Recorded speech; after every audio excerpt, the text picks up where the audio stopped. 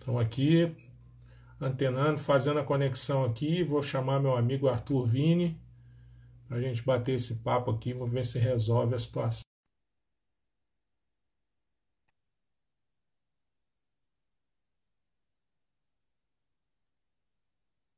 Fala aí, Fala, man. brother.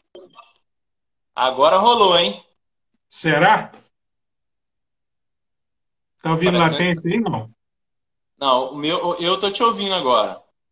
Eu Até, tô sem até, latência nenhuma aqui. Para mim tá tranquilo. até a sua imagem agora melhorou aqui pra mim. Melhorou aí? Beleza. Então eu vou refazer a pergunta. Agora eu tô Vamos embaixo. embora começar O de novo. Bulldog tá em cima. Vai, Lucas. Vai, Lucas. Então, galera, esse é o programa Casa de Maluco. A gente está aqui no improviso, aqui através do canal do Bulldog, aqui agora, para a gente seguir nesse bate-papo. O programa Casa de Maluco. Já tem um tempo que eu estou afim de chamar o Bulldog para trocar essa ideia. É um grande produtor musical, um grande amigo. Teve uma banda aí na década de 90 que estourou, chamada Rasta Joint. Então agora a gente vai trocar essa ideia. Nós tentamos aqui outras conexões, a gente estava com um probleminha no áudio, mas agora está rolando legal. Então, Budog, eu queria que você falasse aí para a galera, agora que você está aí de cima, eu queria que você falasse para a galera. Fala aí, Budog, como é que começou essa história só na música, velho? Cara, impressionante. Agora o seu é que deu umas picotadas aqui. Eu até ouvi, Eita, mas deu nós. umas picotadas aqui. Vamos ver se a galera vai. Aí, vamos ver. Tá bom aí? Posso falar? A galera tá falando que sim, ó. Então vamos embora, vamos lá. Manda ver. Cara, minha história musical começa em São Paulo, num ambiente aí da década de 70, 1970, onde a contracultura, os movimentos estavam todos acontecendo aí. E aí, o meu pai morava com o Tim Maia, meu pai morava com o Tim Maia, e é nessa confusão toda ali, desse meio lá da Rua Augusta, por ali, que eu fui gerado, né? Então, assim, já veio uma ancestralidade aí, já veio uma que eu nasci num espaço, né? E tá vendo aí? Tá tranquilo? Tá tranquilo, pode mandar ver. Então, Márcio, vou tocando o barco aqui, qualquer coisa vocês vão avisando aí, porque o seu tá. Vai embora, vai embora. Vai embora que tá rolando. Deixa eu botar no meu Wi-Fi aqui de novo. Vamos lá, última tentativa aqui, ó. Vamos lá. Rapidinho. O áudio agora está 100%. Agora o que está aparecendo é um pouquinho da conexão. Às vezes está dando uma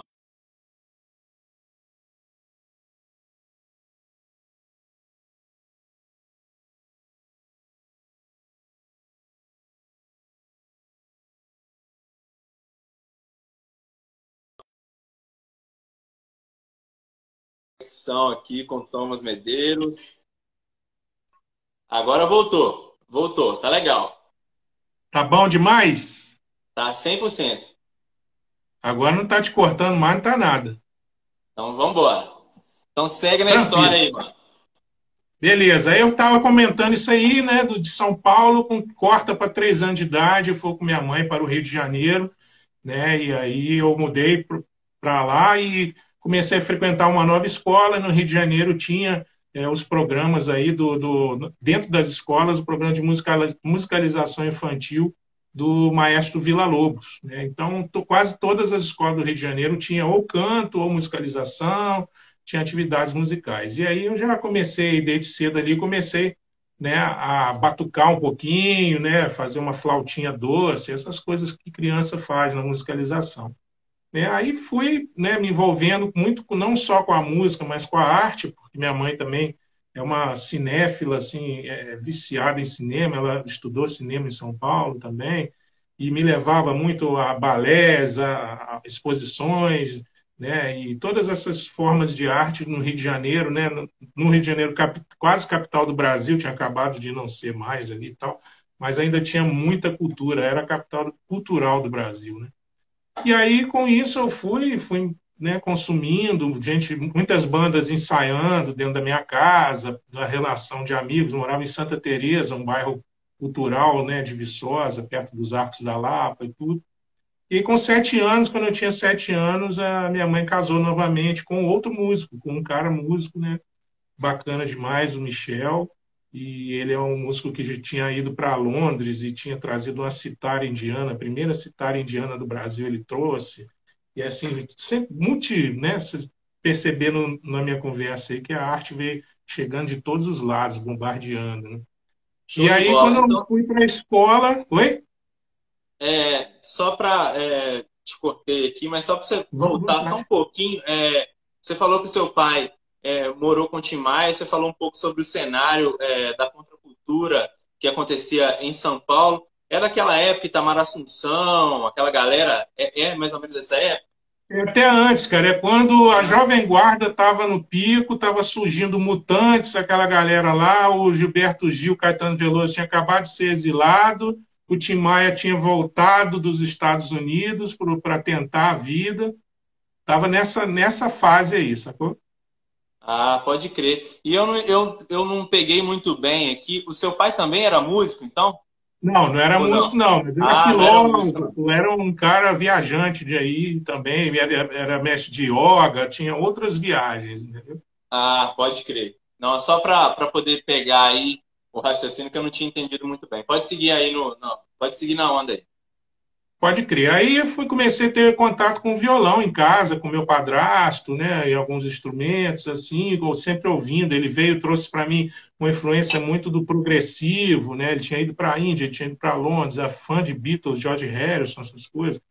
E minha mãe já era MPB, muita MPB, né?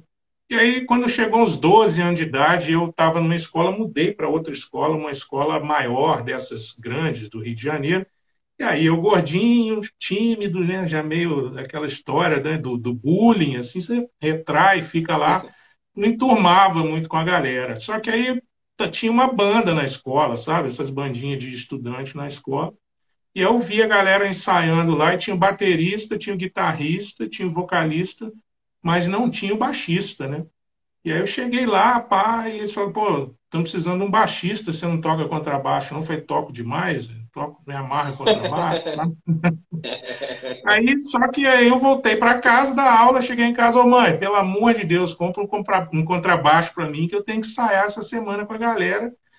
E eu falei que tocava, e eu não tenho nem instrumento, eu não tenho nada, e aí eu fui lá e desceu lá no centro da cidade, comprou para mim um Giannini Sonic, que estava em promoção, nem sei se tem a galera das antigas que conhece essa série aí do Sonic.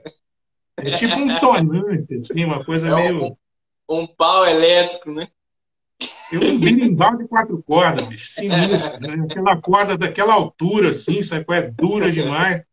Mas tudo bem, né? Aí sim, eu garrei na oportunidade, entrei para a banda, como era rock nacional, aqueles dum dum dum dum dum dum dum din, din, din, din, aquelas coisas assim básicas, né? Mandei ver, a gente está falando aí de 84, 83, né? Essa época aí.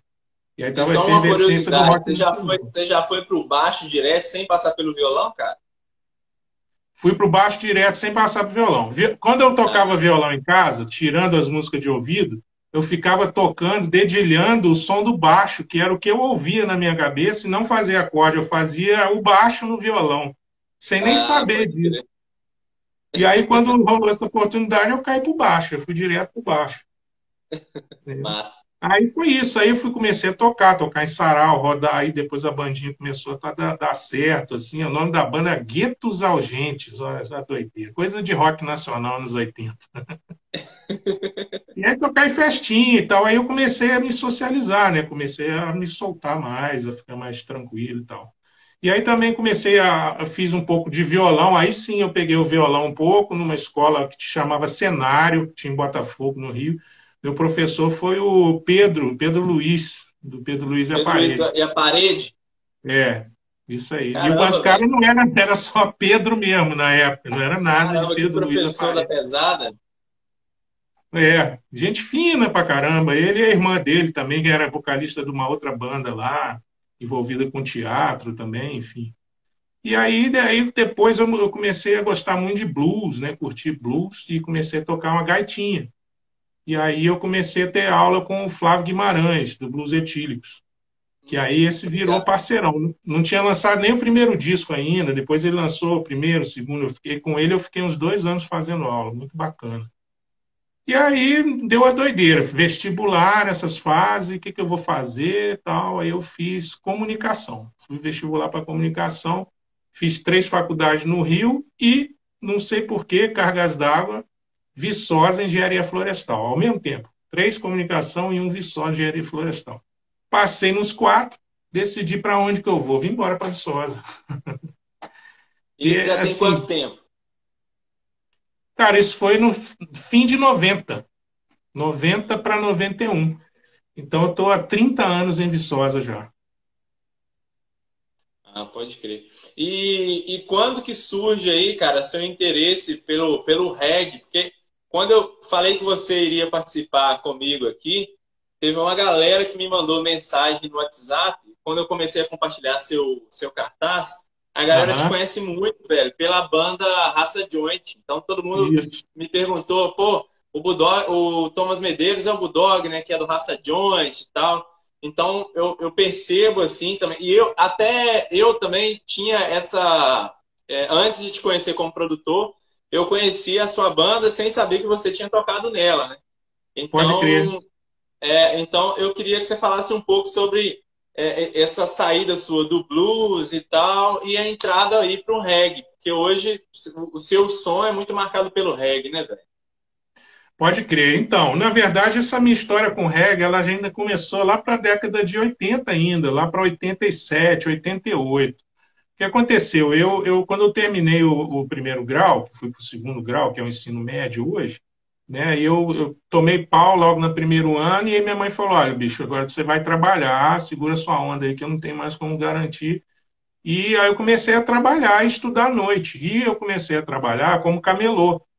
E aí eu comecei a vender umas blusas de camisa, de banda de rock, sabe? Antigamente tinha umas camisas pretas com capa do vinilzão. E eu ia para o centro vender isso aí. Aí eu fiquei amigo de uma galera que era de uma galera afro, velho. Tinha um movimento afro muito bacana. Tinha uma galera da Angola que tinha vindo para o Brasil. Foi na época ali do Obina Choque, ali na Riachuelo, no centro do Rio. Tinha um bar também. Foi o African Pop chegando no Brasil. E eu comecei eu mudei de camelô para trabalhar com uma artesã, né, produzindo as roupas dela e eu ficava na rua vendendo. E eles faziam muitas feiras entre eles e era a galera assim, toda afro. E aí veio um camarada meu que chamava JB, ele curtia reggae pra caramba. E aí a gente começou a curtir os reggae, eu vi os reggae. Veio Bob Marley, a banda veio para o Brasil, no Circo Voador, a gente viu o show, aí viu o nascimento da banda Cidade Negra também, e que chamava KMD5, né? Tinha várias bandas ali naquele cenário ainda do Circo Voador. Eu morava muito perto do Circo Voador, dava para descer a pé, né? Então acompanhei muito. Então eu já vim com esse gosto pelo reggae de lá para cá. Mas eu já vinha no blues, vinha no rock. Cheguei aqui, na primeira semana, tinha uma banda de heavy metal que chamava Micróbios Afins, e estava sem baixista. Parece a mesma coisa se repete. Eu mudei de escola e tinha uma banda que faltava o baixista, eu entrei também. A mesma coisa. Né? E aí, quando eu me situei, aí eu comecei a fazer a banda. Então, em 93, eu fundei a banda Rasta Joint com mais 2 cariocas que moravam aqui, estudavam aqui, que é o Maurício Lima e o Silvio Sapo. E a gente formou essa banda que a ideia era tocar uns reggae e música tipo Jorge Benjor, um soul carioca e tal. Só que nessa a gente foi e aí foi guinando para o reggae mesmo, né? E aí a gente já quando fundou a banda, a maior parte do repertório mesmo, o primeiro show, em 93, já era só de reggae, né?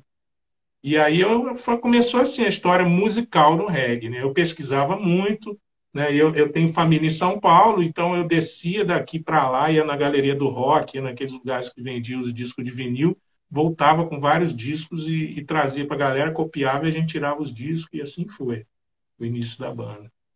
Entendi. E o trabalho do Rasta Joint teve uma onda bem legal de músicas autorais, né, velho? Teve um disco que vocês lançaram e tal. Eu não sei se o áudio está chegando legal, mas eu queria que você falasse um pouco sobre o trabalho autoral da banda Rasta Joint, que vocês lançaram. Tem o disco ainda disponível no YouTube para a galera ouvir. e as músicas elas ficaram bem conhecidas assim na época. Vocês faziam shows e faziam shows autorais, que é algo que é difícil. Até hoje, na década de 90, eu creio que sem a internet era mais difícil ainda da música chegar para a galera e vocês conseguiram fazer uma parada assim na década de 90 que era muito difícil, que é fazer a música chegar. Então eu queria que você falasse um pouco sobre esse trabalho, velho, da década de 90, como que é trabalhar com música autoral nessa época. Beleza, eu te captei 90% aqui, mas eu vou seguir aqui. Então, seguinte, o reggae, cara, ele tem na sua estrutura, na sua filosofia, né, do reggae, nas letras e tudo, ele trabalha muito a comunhão entre as pessoas, né, se forma uma amizade, uma relação humana diferente, tem o lado devocional também, né, a Jah, né, assim, né, tem toda uma cultura, apesar de a gente nunca ter sido Rastafari mesmo, mas teve essa influência por essa cultura. E como eram todos estudantes, eu morava num lugar afastado aqui, a gente ia a banda inteira no final de semana para lá e ensaiava, né? E chegava sexta à tarde e ia embora segunda de manhã. Tipo um Novos Baianos do reggae, assim, mais ou menos. Sabe? E com isso, cara, veio, com certeza começou a brotar, né? A gente, né, filosofava muito ali entre a gente, então começou a brotar as ideias e a gente começou a acreditar em fazer música, por mais que não tivesse mercado. Mas, na verdade, em 93, 4, o que tinha de reggae no Brasil era Gilberto Gil, Edson Gomes, Tribo de Já, o Celso Moretti já começando ali também. Então, era assim, era muito pouco banda de reggae. E a gente já estava assim mesmo, a gente queria fazer uma coisa nossa, né? Mostrar um trabalho nosso. E aí a gente começou a compor, e aí quando chegou em 94, a gente decidiu gravar uma fita demo, né? Que era antigamente fita demo, era aquela fita cassete, a gente gravava, né? Ia no estúdio, produzia ela, depois duplicava aquela fita, a gente mesmo nos gravadores, tirava xerox das capas, e ia espalhando, né?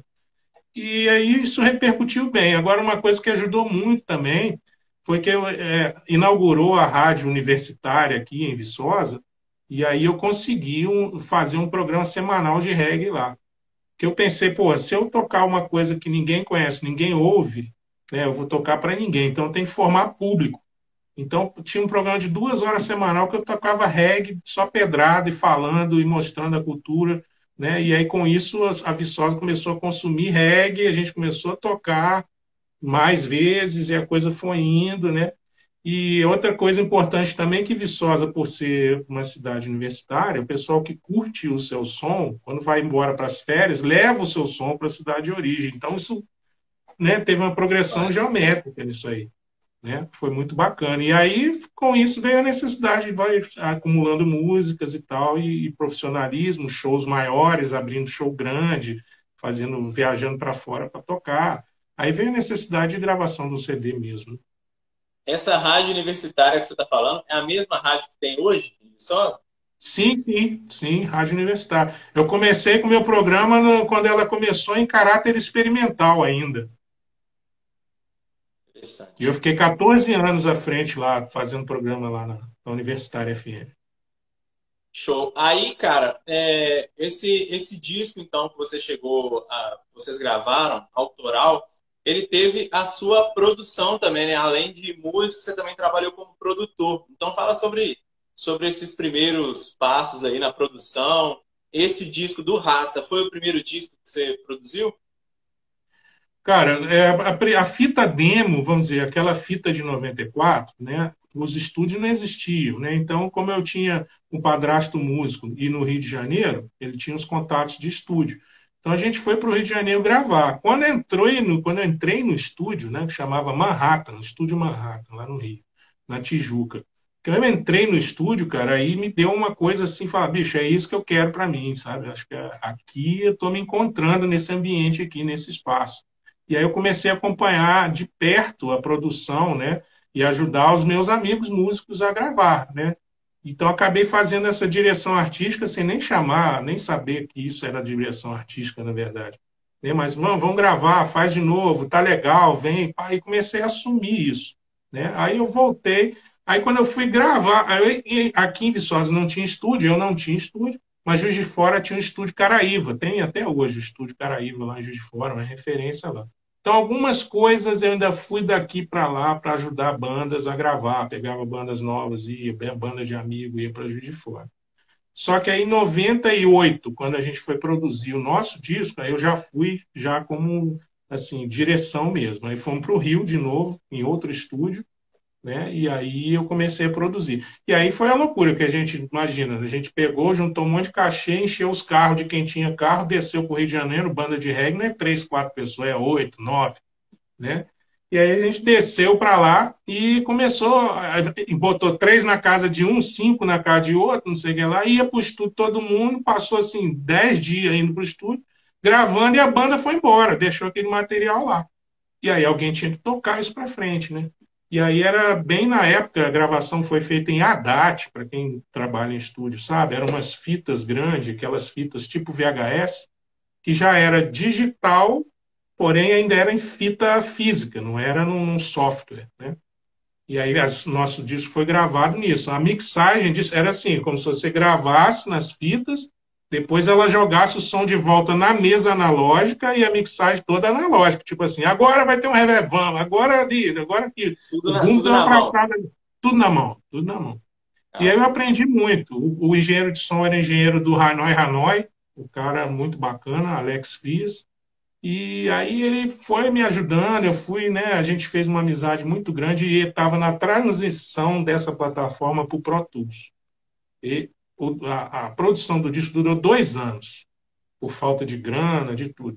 E nisso houve a transição. Então, quando ele foi passar para o Pro Tools, eu passei junto com ele. Eu aprendi o Pro Tools junto com ele. E aí eu falei, bicho, quando eu voltar agora eu tenho que montar um estúdio, né? Aí foi quando eu voltei, comecei a comprar os equipamentos. Em 2000 eu formei e fundei o Estúdio Horizontes. Ah, então o Estúdio Horizonte de 2000, caramba, velho, tem tempo demais, né? É isso aí, tem 20 anos de atividade. Show de bola. Aí, velho, eu queria que você falasse um pouco sobre o caminho seu dentro, o seu caminho dentro da produção, que você estudou na Bituca, não fez produção Estudei na na Bituca, Bitur. inclusive você estudou lá com César Santos, que hoje está bem Isso, conhecido aí na internet e tal. Aí eu sim, queria que você falasse um pouco sobre esse estudo dentro da produção mesmo, assim, e um pouco sobre essa fase lá da Bituca. certo. Então, enquanto engenheiro de som, saber mexer no equipamento, a minha formação, primeiro, foi com esse cara que eu te falei, com esse engenheiro do Hanoi Hanoi, Alex Fries, né? Acompanhando o trabalho da minha banda, que foi desde o primeiro rec até a master, foi todo, acompanhando, fiquei 100% do tempo com ele. Né? Quando eu voltei, eu comecei a comprar equipamento e aí foi estudando mesmo sozinho, em livros e coisa, metendo a cara, porque não existia no Brasil cursos de áudio, né? Não existia a internet ali, ninguém publicava nada sobre isso. Eu consegui algumas coisas em inglês, né?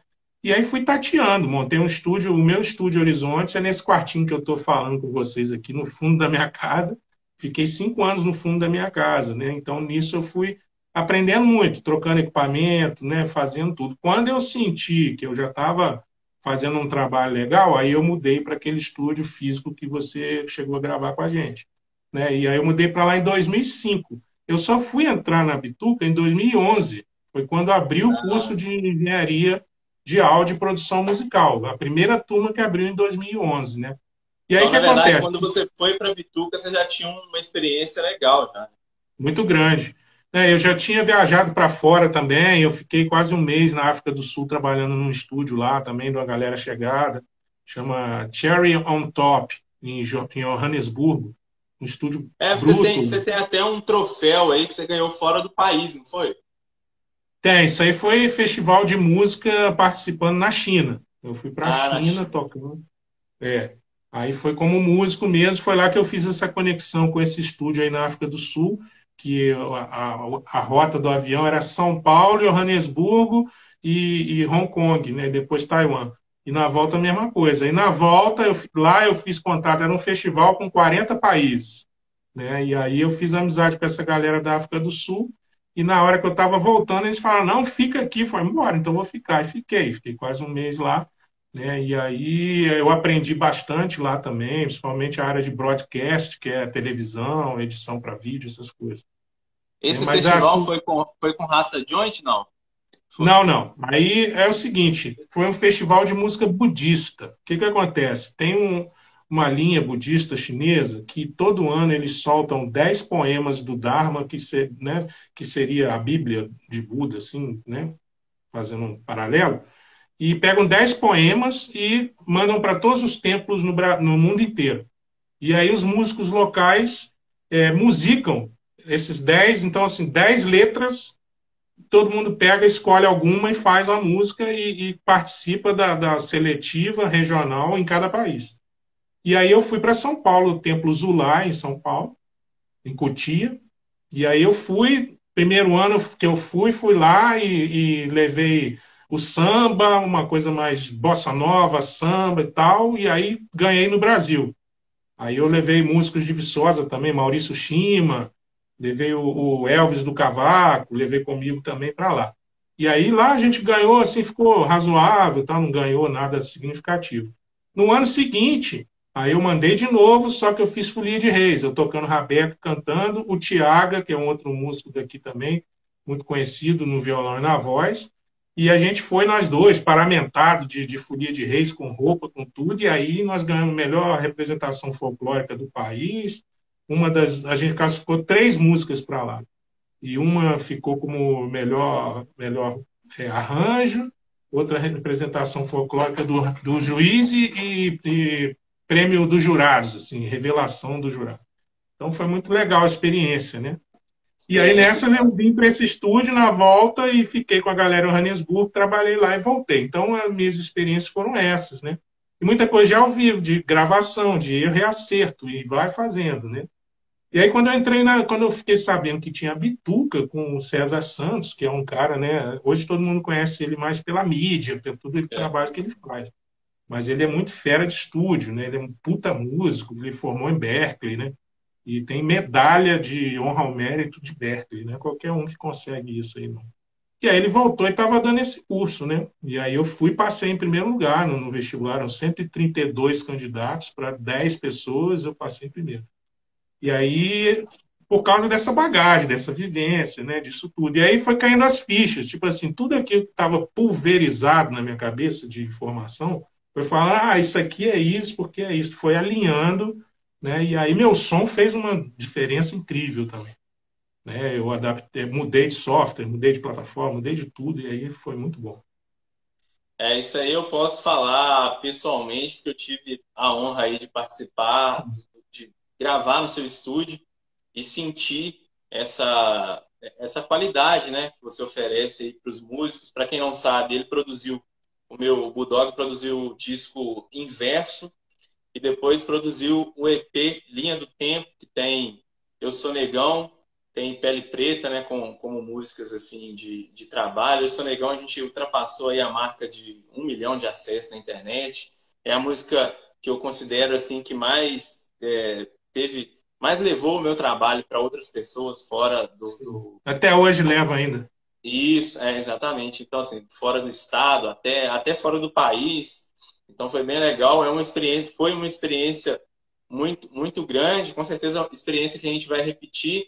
E o seguinte, cara, além dessa parada de produção, você também tem uma veia aí de agitador cultural, né, cara? Então, eu queria que você falasse um pouco sobre isso, igual teve aquela oficina em que você me apresentou o Mestre Negativo da banda Berimbau. Foi uma oficina que foi muito, muito bem construída. A gente aproveitou aí um intercâmbio para colocar o Mestre Negativo do Berimbau participando da minha música Pele Preta. Então eu queria que você falasse um pouco sobre esse fazer cultural seu aí na cidade de Viçosa. Então, na verdade, assim, eu como músico, cara, eu não tenho nenhum problema de falar. Eu não sou instrumentista, sabe? Eu não sou um cara nunca que me dediquei a um instrumento, estudar todas as formas de solo, de harmonias, não. Eu sempre usei o instrumento como uma forma de me expressar, né? E de me colocar minhas ideias. O instrumento é uma extensão do que eu penso, na verdade. né? E assim, isso desde sempre, tanto que me veio mais a coisa de ser um cara de estúdio até do que mais um cara da noite de tocar, apesar de ter tocado demais, né?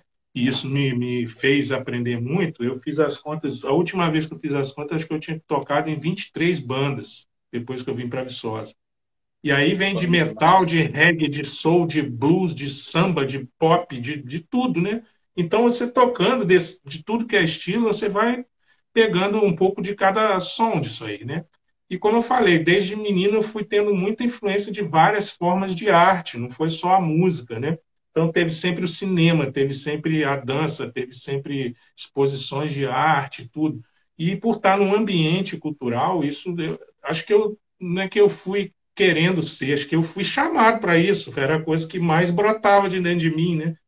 E nas bandas que eu estava, eu sempre era diretor, eu sempre era assim, aquele cara que armava o time para a galera ir lá fazer o gol, sabe? Eu não estava me preocupando em ser o cara lá na frente fazer o gol, eu preferia ser o cara que estava ali atrás, organizando tudo para dar o máximo. Camisa 10, né? É. E aí, com isso, né, com o tempo também, quando chegou em 2000, eu formei em 97, aqui no UFV. Eu me vi na perspectiva de apenas músico e de abrir mão daquele diploma oficial da Universidade Federal de Viçosa, né, que eu ia exercer aquela profissão ou continuar fazendo o que eu fazia. Então, eu levei um tempo e resolvi continuar sendo da área de cultura, né? E aí, em 98, teve o concurso da Prefeitura Municipal de Viçosa para assistente administrativo da Secretaria de Cultura. E aí nessa eu fiz, desencanei, não sabia se ia dar em nada, não estudei nada e tal. Aí eu não passei, mas fiquei em segundo. Quando foi em 2000, eles me chamaram. O concurso não tinha vencido o prazo dele, a menina que passou foi embora e me chamaram. E aí, quando eu cheguei no secretário de Cultura para trabalhar, já estava em 2000, já tinha minhas coisas, já estava montando meu estúdio, tudo. Falei, cara, eu passei, mas hoje minha realidade é outra. Eu não posso ficar como assistente administrativo recebendo um salário mínimo sentado na frente do computador 8 horas por dia. Isso vai matar um monte de coisa, não só eu, mas um monte de coisa está rolando. Aí ele falou, não, faz uma proposta para mim, então. Era o Marcelo Andrade, né, um cara que era secretário de Cultura aqui, muito bacana. Ele falou, não, traz uma proposta para mim que a gente vê. E aí eu fiquei pensando o que, que eu vou fazer, o que, que eu vou fazer, e aí eu resolvi fazer o seguinte, fazer uma oficina de hip hop, né?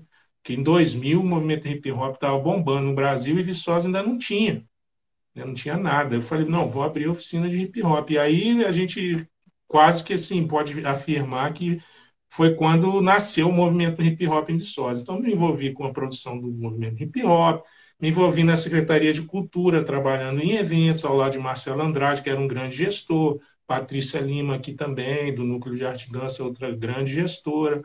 E aí eu fui me tornando oficineiro, de oficineiro eu fui passando para roteirista de espetáculo, aí trilha sonora de espetáculo, aí ajudante de direção, aí direção artística, aí depois de direção geral.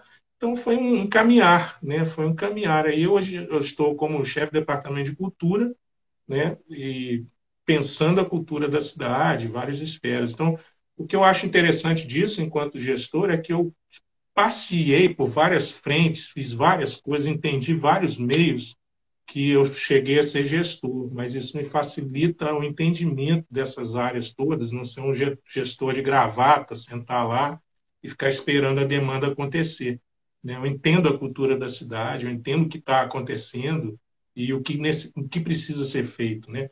Então, eu acabei virando gestor cultural mesmo, né? Aí eu produzi nessa época também, por causa dos shows, eu produzi os shows das minhas bandas, onde eu tinha que fazer o show da minha banda. Não era só esperar a galera, né, vir e me contratar. Eu tinha que fazer, eu tinha que inventar.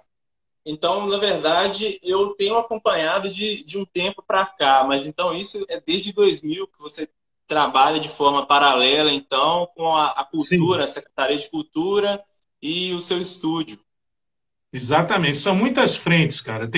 Eu tive de oficineiro, né, arte educadora, eu tive o hip hop, eu tive o perifonia, um trabalho que você conheceu, né, de Sim. percussão com jovens aqui de Nova Viçosa, durou 10 anos. Eu tive oficinas de audiovisual também, né? Eu produzi muitos shows na casa que chama Galpão, né? A casa Galpão do Juliano, tradicional. né? Isso. Antes do Juliano, tinha uma outra galera. Passou para a mão do Juliano em 97.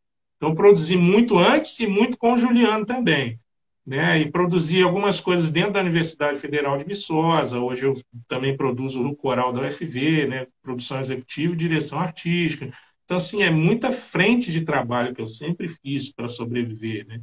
Se tratar assim de viver de arte, de cultura numa cidade de interior, que não é uma cidade histórica, não é cidade que tem indústrias que pode ter uma isenção, um fomento, é uma cidade que é educadora federal, onde existe dois mundos, o mundo municipal, o mundo federal, quatro pilastras no meio dividindo esses dois mundos, quase que intransponíveis, quase não há diálogo, né? Então, assim, é difícil sobreviver. Então, essa coisa da sobrevivência mesmo foi que me fez eu virar gestor. Tipo, eu tenho que fazer a E coisa você, acontecer. você teve também, por um período assim até longo, pelo que eu acompanhei na internet, o seu programa também na TV Viçosa, né? O Estúdio Acústico. Exatamente. O Quanto, estúdio quanto acústico, tempo que durou? o estúdio acústico ele já existia quando eu assumi. Ele era feito pelo Luciano Santana e pelo... Esqueci o nome dele agora. Mas eram dois caras que faziam. E aí o programa durou, foi legal, e aí começou a patinar e mudou a gestão, a direção da TV, e houve esse convite para mim. Você não quer assumir? Eu até tomei um susto, né? Porque eu nunca tinha feito televisão. Eu não sou muito da cara no vídeo, assim. Eu tenho uma certa... Não é a minha, essa não é a minha. Como eu te falei, eu não sou aquele cara de ser o frontman, eu gosto de estar atrás, né? Mas Aham. aí eu falei, não, beleza, duas coisas. Primeiro, eu quero ter autonomia da programação, eu não vou botar o que eu não acredito, o que eu não acho que é cultura, arte para botar aí, eu não sei fazer isso, eu não vou estar mentindo. Né? E segundo, eu quero uma reformulação técnica, que eu conhecia o som do programa. O programa, o Estúdio Acústico, é de entrevista com músicos tocando, né? E o som ficava terrível. Colocava dois microfones boom na frente de uma banda de 6 pessoas e ia para o ar assim mesmo ao vivo. Então fala, não, desse jeito eu não vou fazer, eu não vou pôr meu nome nisso. Aí eles peitaram, fiz uma reformulação grande, comprei uma mesa, microfones, cabos, tudo, mudei tudo lá dentro e aí o programa começou a ficar bem legal o som dele. E também a programação eu que fazia, né? A produção. Então eu fiquei 3 anos, levei 72 artistas, né? E também não só de Viçosa, da região, levei vocês, eu levei, o Arthur Vini, né? Não sei se era nem os Inclusive, malucos ali. a gente usa o áudio do seu programa lá até hoje, para festival e tal. O áudio ficou bem legal.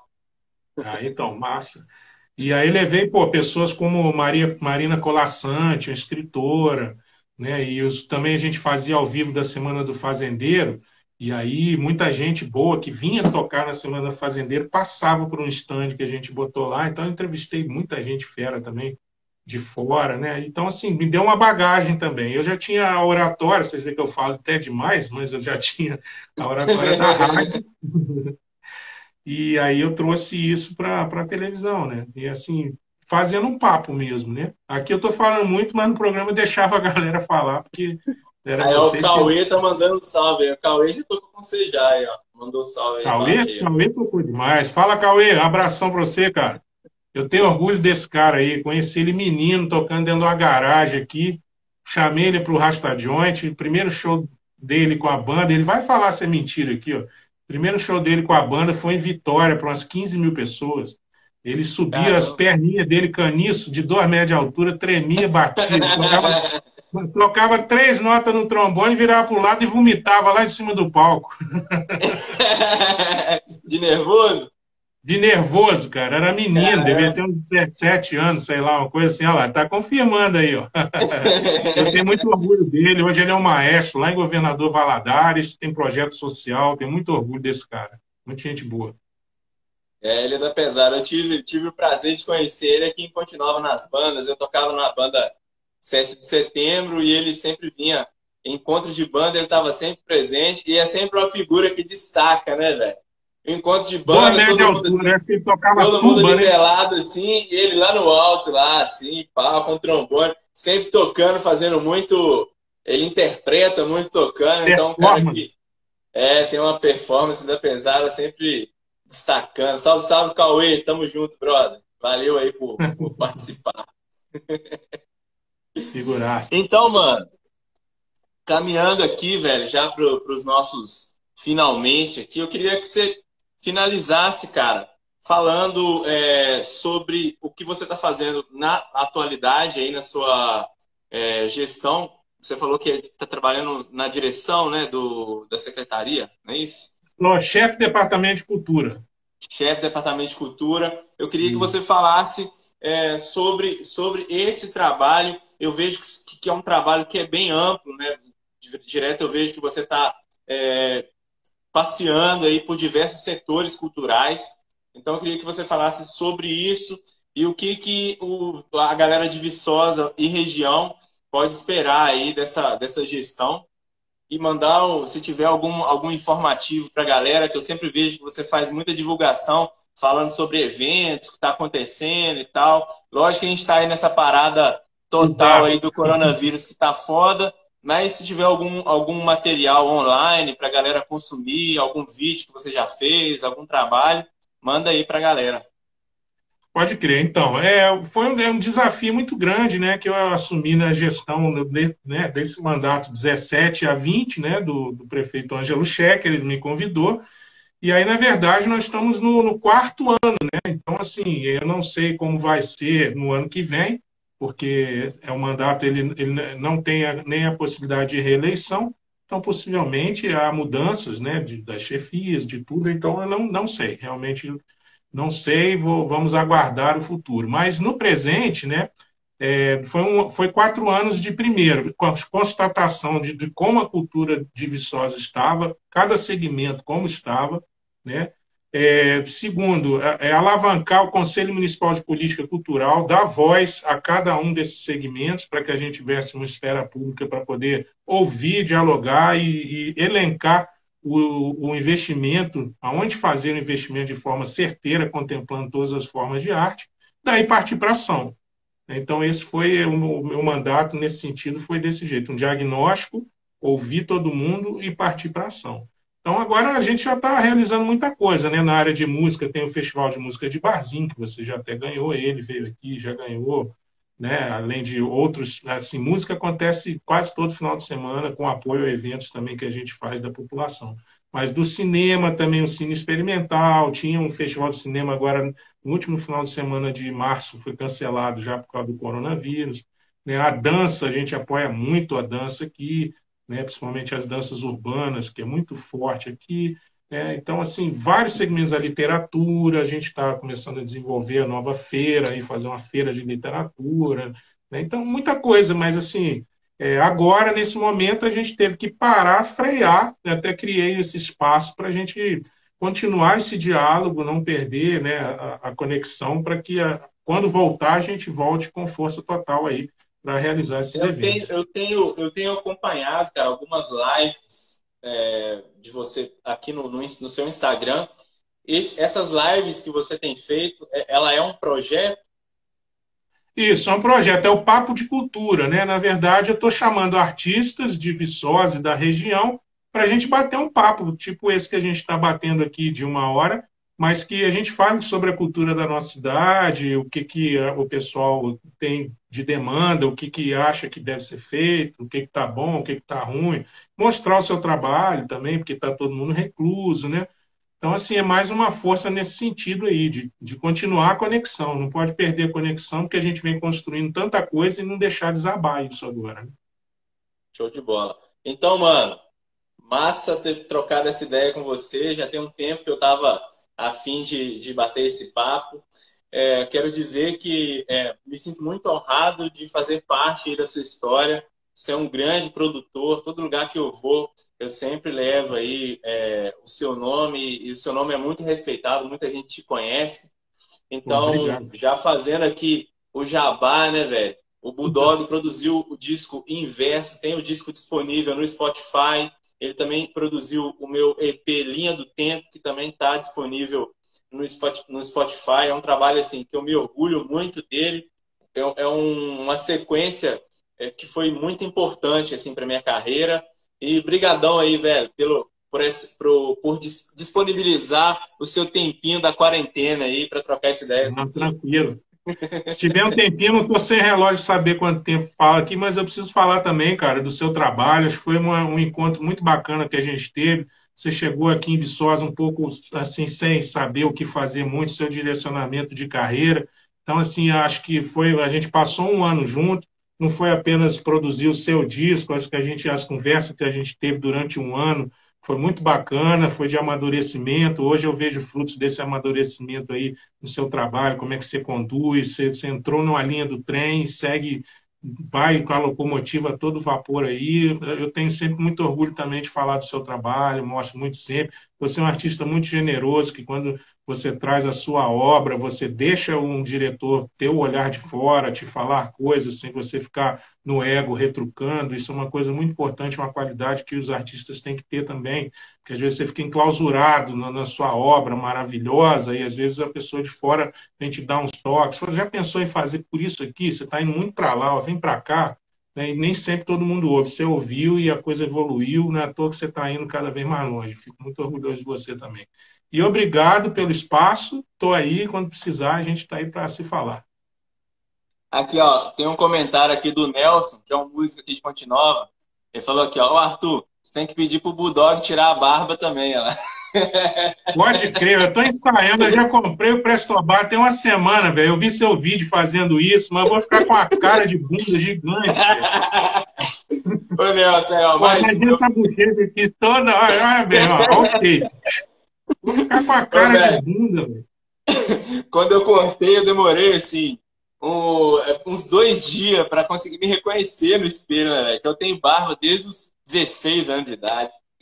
Pois é, a mesma coisa comigo. Mas eu vou tirar. Na hora que eu tirar, eu vou mandar o vídeo aí para você. Valeu, Nelson. Demorou. O Nelson também tirou. Eu falei que eu vou fazer uma publicação depois com toda a galera que entrou nessa onda. Pelo menos a gente riu um pouco, né, velho? Nesse momento tenso aí. E mandar um recado aí para quem tá ouvindo a gente, quem tá assistindo a gente. Fiquem em casa, galera. Fica Fiquem em em casa. Eu estou casa. em casa aqui, home office também. Eu também, É por ser isso aí. hipertenso aí também, eu estou no grupo de risco, já não sou tão novinho, estou aqui em casa, home office, trabalhando em casa. Dá para trabalhar. Vamos aproveitar esse tempo aí, galera, para fazer uma reestruturação da sua carreira artística. Você está tendo um tempo aí de 2 meses, possivelmente, para parar e pensar o que eu vou fazer a curto, médio e longo prazo. Onde eu estou gastando energia à toa? Onde eu estou deixando de fazer? O que eu tenho que aprender? É uma hora de ressignificar, é uma oportunidade. É uma oportunidade. Senão a gente não vai ter outra dessa, não. Espero, graças a Deus quiser, não vão ter É outra isso dessa. aí. Então valeu, Bulldog. Tamo junto, brother. Valeu, grande. Até uma Abração para a próxima. família aí, hein? Valeu. Valeu, até Quando, mais. quando acabar essa onda, você vem cá pra gente tomar uma cerveja. Porra, aquelas artesanais que você estava mostrando aí, eu fiquei de É olho, hein? isso aí. Valeu, bem. Valeu. Até mais. Até mais.